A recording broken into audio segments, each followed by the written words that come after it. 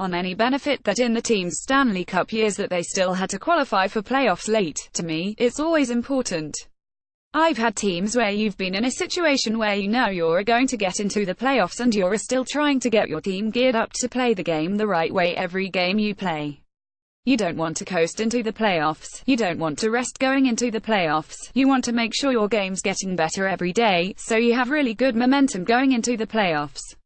I watched the Winnipeg-Nashville game last night, and those teams were comfortably in a playoff spot.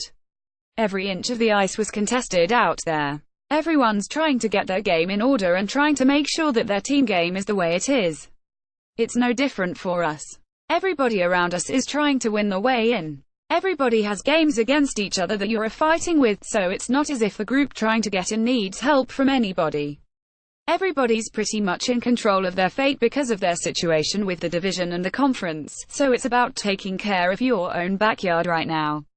On whether the Kings need more from their bottom six, if you look at even the trip, I think going back to the Winnipeg game, even in a tough back-to-back there, I thought Kempe and Brownie and Drew and guys like that, obviously our goalie, really dug deep in the bucket. I think in order to win games like that you need contributions from everybody playing on top of their game. We're asking our leaders to lead, and they've done that all year. We're asking, which I would call our secondary leadership group, to really get their games in order so they can have a big push from the middle of our locker room. And in our situation, we need our young guys taking a big step, and that comes from consistency this time of the year. It's going to be important. You're not going to beat teams with one line or three defensemen going. You're going to need contributions from everybody, and whether it's 6 or 8 minutes or 20 minutes, it can make the difference in the hockey game, so we're going to need everybody. On whether Adrian Kempe is snakebit or if there's something missing, yeah, we'd like to get some secondary scoring and offense from Adrian, I think. There are some of the games where you guys might not have liked what he played offensively.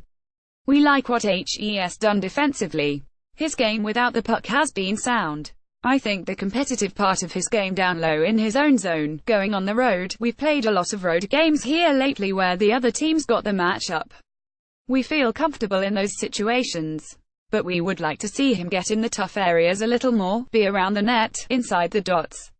He can create with his speed, but we'd like to see him end up at the net a little more so he can take advantage of his skill set.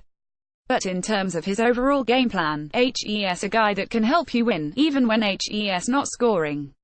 I think he can give you some real quality minutes against top guys. The one big step in Adrian's game is you can trust him against top players on the ice. Reporter, to that point, he seems to be stronger on the puck and doesn't get moved around as much as maybe he did. Yeah, we don't have a problem with that. That kid's got a big heart, and he's a competitive kid, and I think with any young player, you want to see consistency in the game, right? I think the consistency in his game's come a long way. He got off to a hot start offensively. He's been on and off the power play here, which may affect the production at times, but at the end of the day, I think he's aggy that when he plays the game the right way and puts himself into tough areas in the offensive zone, he's going to get rewarded with his skill set. On looks generated by the Tobias Rieder-Carter grouping, well, they've had some success together, so obviously any time there's some success on a line, it seems like they have a little bit of chemistry where they've been able to find each other. Toby's got a lot of speed and he really hounds pucks. Jeff's a really good positional player that builds from the middle of the ice there, which usually sets up a good attack. We just like Toby's speed. He's shown an ability to finish in Colorado, a couple great chances there that he really bared down on and made the most of. The other night in Edmonton, he was really aggressive on the forecheck, ended up hunting down a puck and got it turned over. The fact that Help's got speed and has got some ability to read off Jeff there has made them a pretty good pairing. To quote withheld for today's morning skate report, lead photo via Andy Devlin, NHLI.